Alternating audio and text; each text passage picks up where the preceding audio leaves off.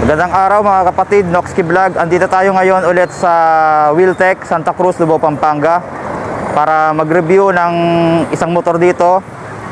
Ito naman yung Aerox 155 standard pa rin. Ito yung hinahanap natin, yung glossy gray, no? So kung makikita natin dito sa likod, ayan, no? Napakaganda niya. So sisilipin natin to, re-reviewin natin ng konti. Pero bago yan, kung bago ka pa lang sa aking channel, ay huwag mo kalimutan na mag-subscribe and then click mo na rin yung notification bell para updated ka sa mga susunod kong videos. Then patuloy nyo kayo follow mga kapatid sa aking Facebook page na Noxky Vlog. God bless po. Stay tuned tayo.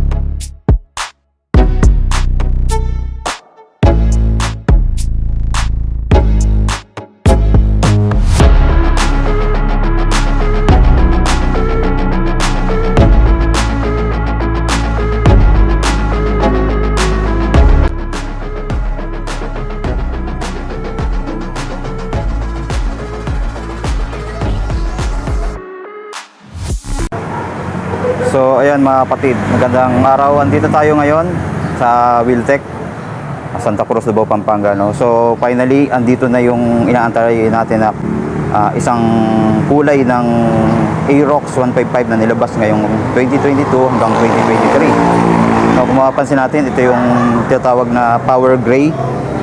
Kung napanood nyo yung previous vlog ko na Sniper 155, ganito rin yung kulay nun, no? Glossy. Tapos yung sa Sniper naman, yung mags niya kulay orange. Ito naman napakaganda rin. Ito yung nagpapa-highlights din dito, yung kulay cyan na kulay ng kanyang mags, no? Harap at likod yan mga kapatid. Tapos nag-combine siya sa kanyang decals, cyan din ang kulay, no?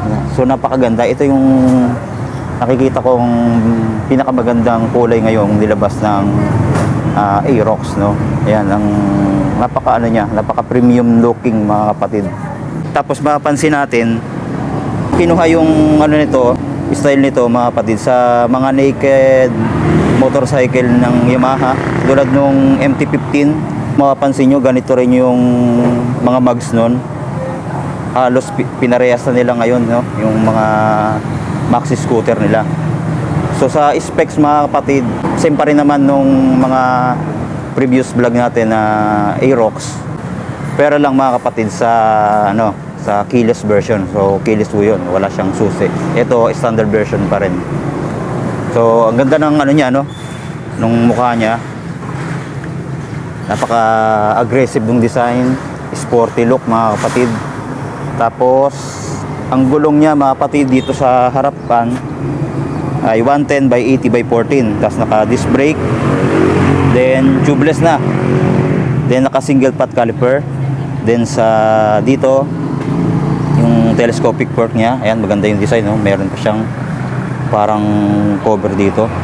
Tapos sa fender, alam natin yung style ng Aerox, napaka sporty talaga yung design, no? Ayan, no? Meron pa siya mga design dito. Tapos merong tatak ng Yamaha sa may dulo, no? Tapos sa mga ilaw niyan, LED na. Tapos ito namang signal light ay bulb type pa rin. Tapos kung makikita nga natin yung decals niya, ito napakaganda, no? Ano siya, yung kumbaga kitang-kita, pansinin sa mata natin. Lalo na doon, no? Yung Aerox niya. Kita-kita, combination ng kulay cyan, then kulay red na may stripe. Kasing BBA, variable valve actuation, ay kulay puti.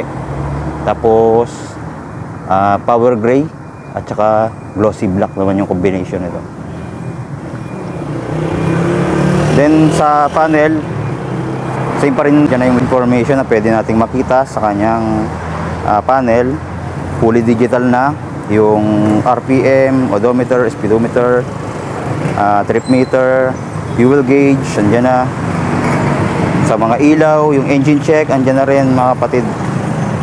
Tapos sa mga switch, same pa rin naman. Mayroon siyang high and low. Then yung menu dito. Yan, may pindutan siya dito.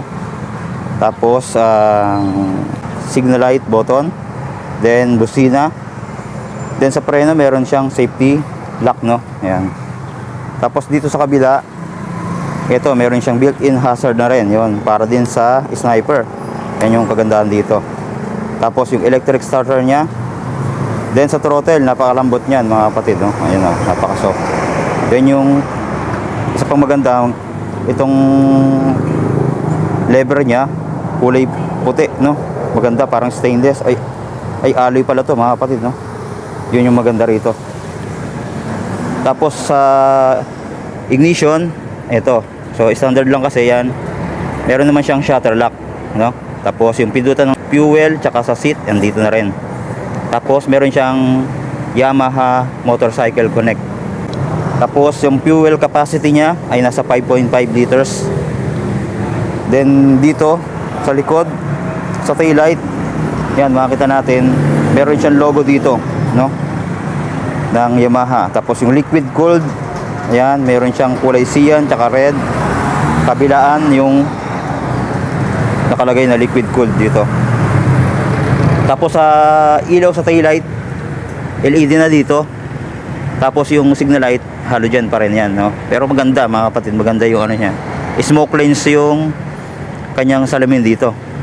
Tapos meron din yung ilaw dito sa plate holder. Ayan. Tapos sa fender niya sa likod, ayan. Sabi ko nga nung previous na napakalapad niya. Tapos mahaba din, no? So safe na safe yung OBR natin dito. Then yung size dito sa likod na gulong, 140 by 70 by 14. Yan. Tapos kulay cyan din yung kanyang kulay, no? Napakaganda talaga ng kulay nito. Parang kung kukuha ko na itong Aerox, no? Gantong kulay yung kukunin ko, no? Tapos naka dual shock sa likod. Yan. Tapos 155cc nga. Then meron siyang radiator, no? Ayan. So may coolant na siya. Ready pang long drive talaga to. Tapos ito yung kanyang exhaust, no? Matte black naman to. Yan. Then punta tayo dito sa kabila. Ito yung kanyang airbox, no? Ayan, yung nakalagay na Yamalube. Tapos ito yung kanyang panggilid. Sabi nga natin wala na siyang kickstarter, no? So yan yung mga latest ngayon. Ito meron siyang side stand kill switch, no?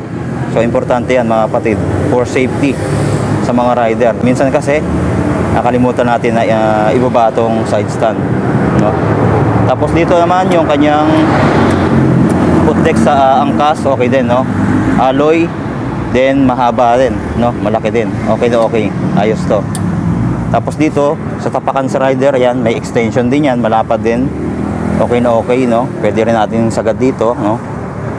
Yan. So dito naman sa kanyang upuan, so same pa rin naman to nung katulad nung isang klase, no? Yung drag natin na kulay glossy black, same pa rin naman yan. Then sa seat, hindi natin mabubuksan, no? Hindi siya naka-operate. Pero sa previous vlog natin, nasabi na natin yan, yung gaano siya kalaki, no? So pakita ko na lang yung kanyang seat height, no? Testingin natin na upuan. Ayan, papakita ko sa inyo kung gaano siya kataas, no? Ang height ko ay 5'6". Ayan. Meron siyang ground clearance na 145 mm, seat height na 790 mm, and curb weight na 122 kilograms. Yan po, medyo tipto tayo ng konti pero abot pa rin naman. So kayang-kaya po ito ng mga 5 flat hanggang pataas po, no? Kung below doon, hindi na po kaya. So yan po.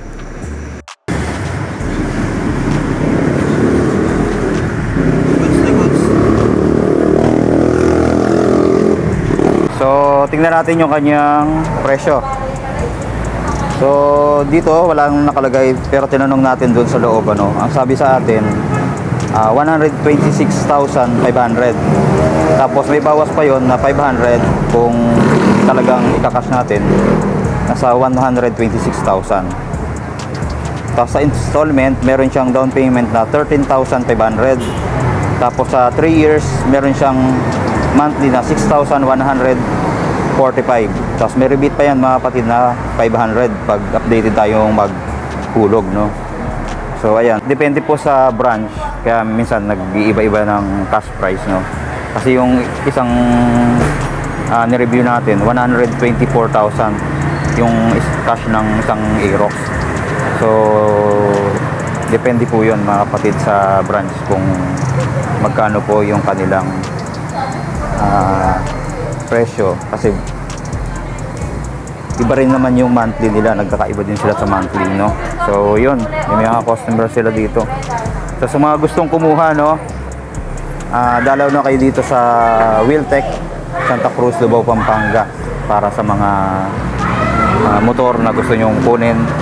Meron din silang mga second hand, kagaya niya na yun, mga scooters. Meron silang Honda Click, Mio Gear, TVS Dash, Mio Sporty. Tapos itong dalawa, Honda TMX 125 saka Smash, no.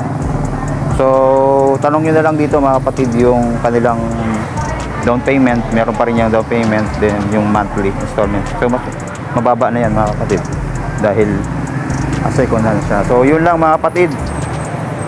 Maraming salamat sa panonood. Napakaganda talagang Aerox na yan. So God bless po.